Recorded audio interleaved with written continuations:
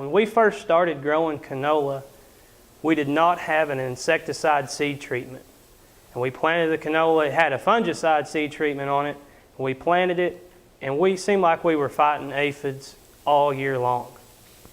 We put an insecticide seed treatment on of Prosper FX or Helix Extra, and that pretty well eliminated it through till right about now.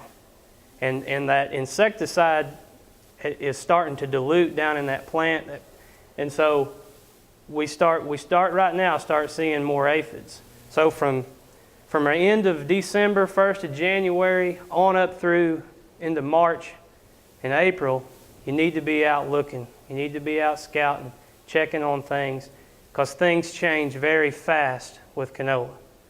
Whereas wheat, sometimes like, well, I'll check it, here in a couple more days, and if it's all right, well, Canola, it's just it takes more management. You have to be out there checking it.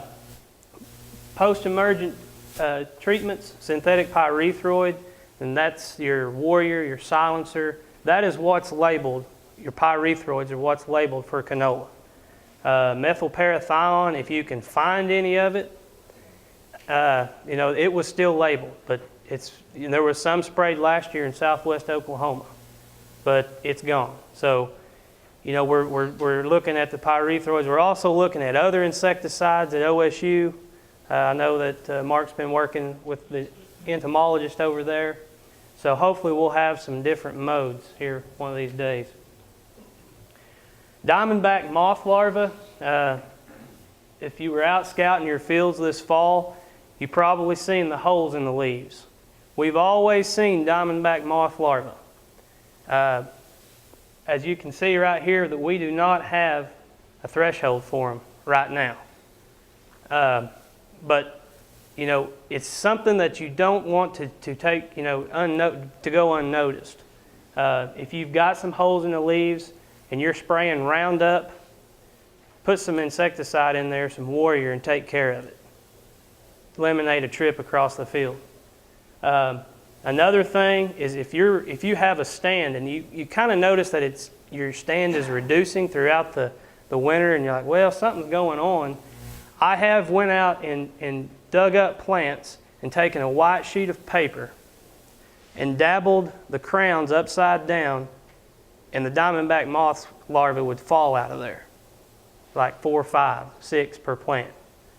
So, we don't, and what they do is when it gets cold, it goes down and they go down into the crown and they eat in the inside of the crown, which makes it susceptible to freeze out. So we've always seen a few here and there, but as far as the thresholds, we don't really have thresholds for it. But if you're seeing them out there, I stopped at a field and they were getting ready to spray it with Roundup. And I walked out there and there was holes everywhere, and I picked up a leaf and there was 4 or 5 on the back side of the leaves. And to me, put your insecticide in and go. Turnip aphids, there's 3 aphids in canola. And I know we're talking a lot about, I'm trying to get you guys and gals to we're not really telling you not to plant canola. We're telling you everything that we've experienced through hard knocks and what we have found. And so I'm not just, turning you away from it. I want to make you aware of what's out in the field and what goes on. But your turnip aphids will generally come in about this time, can come in the fall up to now, and they're very hard to distinguish between that and the green peach aphids. The green peach aphids will have 3 dark lines on their abdomen, and you can only see that with a magnifying glass or a lens. But high enough pressures of them, they need to be sprayed. Cabbage aphids, we've always seen a flush of cabbage aphids. Sometimes, generally we do, sometimes we don't. The year depends on anything, so it depends on how that crop reacts. Last year there was guys cutting canola that never sprayed their canola once for anything. And then we had guys that sprayed 2, 3 times. So it's going to depend on the year. But these cabbage aphids come in about flowering, as you can see. that they all try to see how, they multiply to see how many can fit on a stalk. And that's how they'll be. They'll be bunched up like that in the field. They start out in spots, and those spots continue to grow. So they're kind of a blue-gray. They'll have a waxy coat on them. That's cabbage aphids. If it's got like a powdered sugar coat or a flour-looking coat on them, they're cabbage aphids. But the thing about aphids is it's not going to be on every plant. So you'll have a plant like that in the middle of the field, and then you'll walk, 800 foot, and you might find another one. So it's hard to get thresholds on that when you got spots. If you're starting to see areas like this, 9 times out of 10, it's not going to get any better. Herbicides and label and application timing. Mark talked about, if there's a few things that you remember today from this presentation, it's slow down your drill, and the next thing is spray the weeds. And that's 4 to 6 weeks after you plant it. Rule of thumb, go in there 4 to 6 weeks and hit it with a Sure 2, Select, Roundup. Canola will not compete when it's small. Now it will compete and hang in there really well when it's got some size. But when it's in this stage, it needs all the help it can get.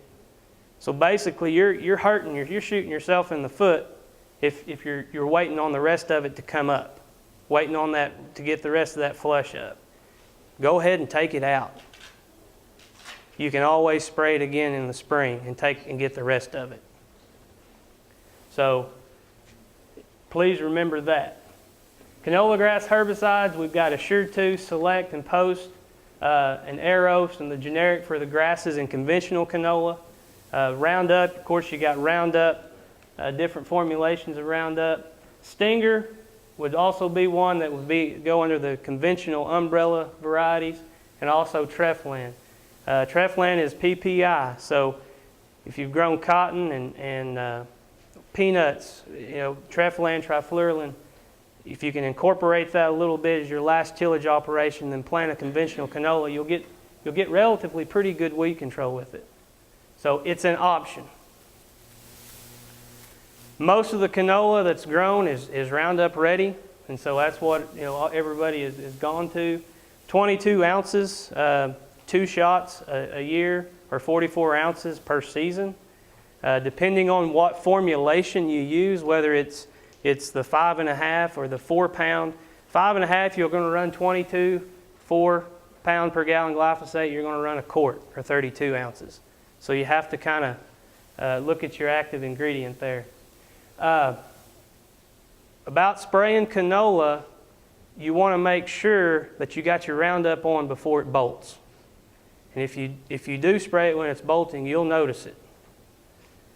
It stunts it, it hurts it, so you want to make sure that you have that Roundup put on prior to bolting. Fertilizer requirements, always take a soil test. You've got to have a ground foundation of where you're starting from to even begin to think, what you're going to plant.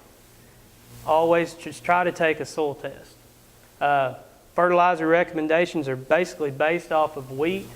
Canola is 2.5 pounds per bushel, which is 50 pounds, versus wheat is 2 pounds of N per 60 pound bushel.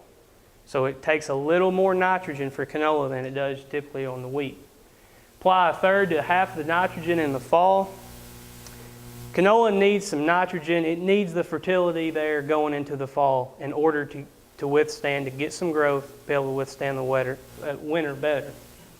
So 25% more N, same P in the K. Rule of thumb, 5 pounds of nitrogen per 100 pounds of canola, which is at 2.5. Sulfur requirements. Canola is an oilseed crop, so it requires sulfur and nitrogen in order to make better quality oil. So the sulfur works with the N together. It actually makes the nitrogen work efficiently.